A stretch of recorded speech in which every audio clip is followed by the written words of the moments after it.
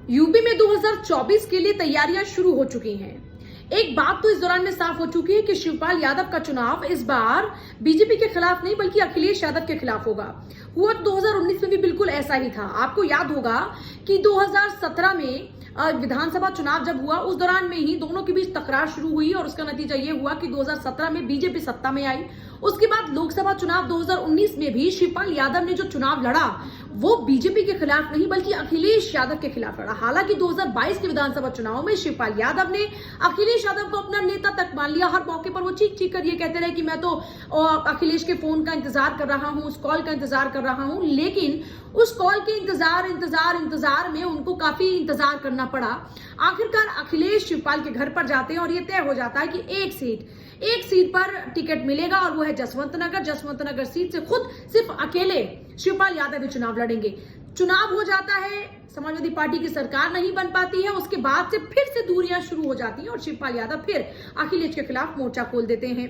अब चाहे मौका राष्ट्रपति चुनाव का हो, उपराष्ट्रपति का हो, कोई भी मौका क्यों ना हो, शिवपाल यादव बीजेपी के ही पाले में खड़े नजर आते हैं।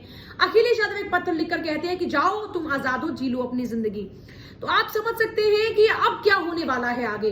अब 2024 का चुनाव अखिलेश यादव के लिए आसान नहीं होगा। कैसे? लेकिन जो शिवपाल यादव ये सोचकर चल रहे हैं कि वो अखिलेश का बहुत ज्यादा खेल बिगाड़ सकते हैं, ऐसे में अखिलेश की रणनीति क्या है, इस पर अखिलेश कुछ भी खुलासा करने को तैयार नहीं है। शायद अखिलेश ने यह तय किया है कि पहले सबकी चाल देखूंगा और उसके बाद छह और मात खेलूंगा।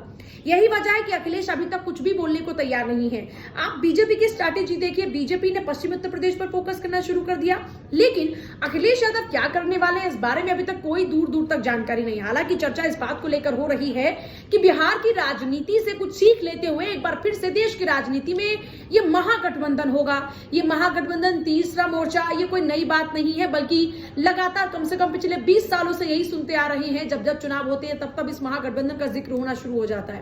लेकिन इस बार क्या होगा इस बारे में अभी तक कुछ कहा नहीं जा सकता, क्योंकि ये सुगबुगाहटें आमतौर पर होती हैं, लेकिन अल्टीमेटली आखिर में 2-3 पार्टियां ही आमने सामने होती हैं। इस बार अब क्या होगा, इससे पहले हम कुछ और बातें आपको बताते हैं। देखिए, शिवपाल यादव ने आज डीपी यादव को साथ में ले लिया, मुलायम सिंह यादव के करीबी, उन सभी वो लोग, वो नेता जो पार्टी को खड़े करने में जब काम कर रहे थे, उन नेताओं को साथ मिलाकर अब आप समझ सकते हैं कि यादव वोट बैंक में सेंधमारी की कोशिश कर रहे हैं।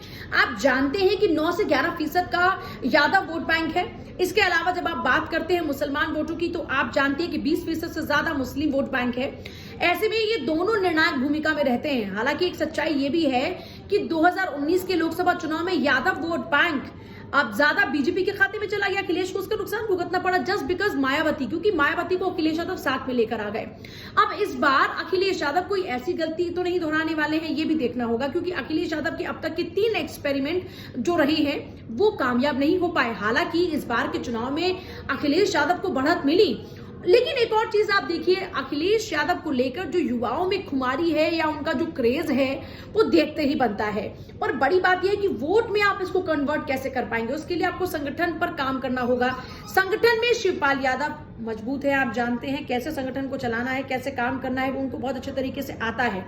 अब अखिलेश यादव को भी वाकई कड़ी मेहनत करने की जरूरत है, क्योंकि उनके सामने दो राजनीतिक उनके कॉम्पिटिटर्स खड़े हुए हैं। ना सिर्फ बीजेपी बल्कि उनके चाचा शिवपाल भी उन्हीं की राहों का रोड़ा है। और फिर तीसरा मायावती को तो आप जानते हैं, खुद वो ये कहते हैं कि मायावती के कारण हमारे बहुत सारे सीटों पर कुछ मार्जिन से ही हम छूट गए पीछे।